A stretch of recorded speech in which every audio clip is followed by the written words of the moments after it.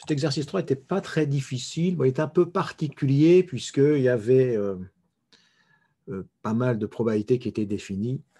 Bon, dans la première question, on nous demande les quatre probabilités P2F, P2A, P2C, P2I, et on avait ces relations.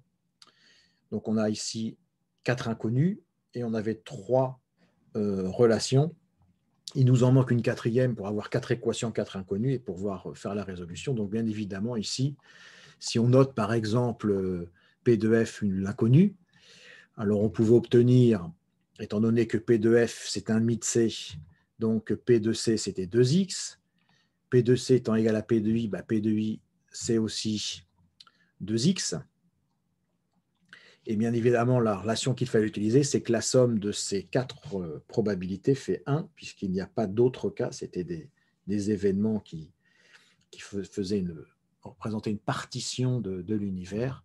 Donc, le fait que la somme de ces 4 probabilités fasse 1, ça nous donnait la relation x plus 2x plus 2x égale 1, pour en déduire à la fin que x est égal à 1/6.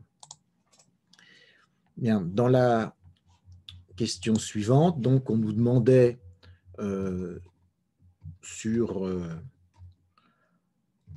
voilà, on peut réécrire aussi, oui, P2F, P2A, P2C, P2I, hein, avec x, 2x et 2x.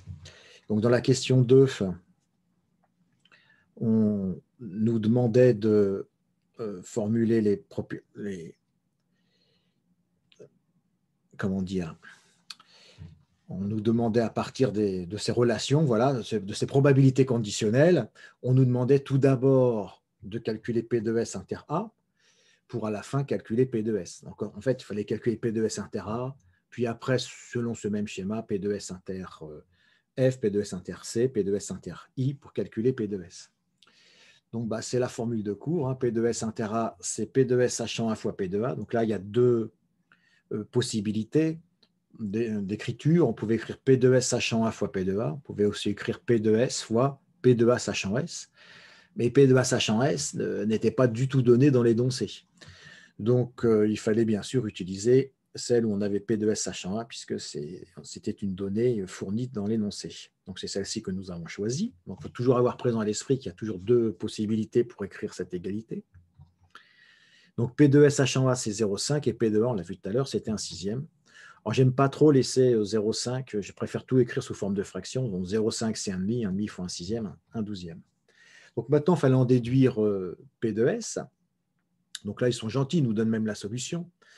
Donc, l'idée, c'est d'écrire que P2S, c'est cette somme-là, puisque S se réalise soit quand S et A se réalisent, ou lorsque S et F, ou entre S et C se réalisent, ou S et I se réalisent, puisque vous avez que 4 possibilités d'achat dans les pays A, F, C ou I. Et que A, F, C ou I était aussi disjoint. Alors, P2S inter A, on l'a calculé, c'est 1/12. Donc après, pour calculer P2S inter F, on recommence ce qu'on a fait tout à l'heure, donc en écrivant ce produit de probabilité, donc avec P2S sachant F. Pareil pour S inter C, pareil pour S inter I. Donc ça nous donne 1/12 et puis il n'y a plus qu'à remplacer puisqu'on a toutes les données. Hein. P2S sachant F, on sait que c'est 0,2. P2F, on l'avait calculé. Pareil pour les 2 autres.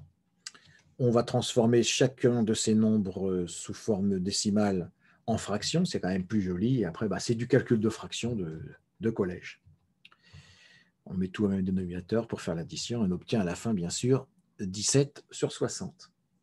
Bon, la dernière question de cet exercice, c'est la grande question classique. Hein.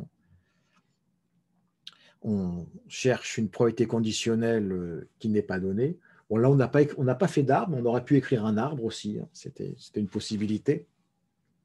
Donc là, on demande P2C sachant S, donc il n'est pas du tout fourni, hein, puisqu'on a P2S sachant C. Donc dans ce cas-là, on sait qu'il faut utiliser la définition du cours sur cette probabilité conditionnelle, c'est-à-dire que c'est P2S inter C sur P2S. P2S inter C, on l'a calculé tout à l'heure, hein, elle est ici. On l'a transformée comme ceci, et on a obtenu 0,1 fois 1/3. Donc je le réécris ici. P2S, on vient de le calculer, c'est 17/60. Donc on écrit ça sous forme de fraction et on réduit un peu pour à la fin obtenir 2/17. Voilà, donc pas grande difficulté pour cet exercice.